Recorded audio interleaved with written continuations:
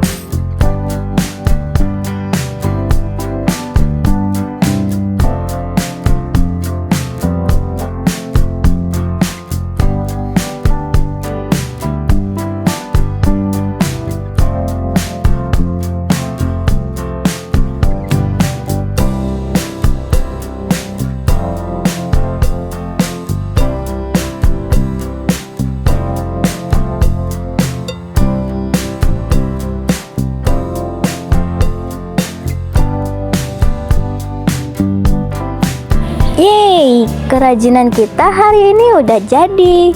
Lucu banget kan hasilnya? Dari barang bekas aja bisa jadi hiasan keren gini. Jangan berhenti berkreasi ya. Dan ketemu lagi di video seru berikutnya.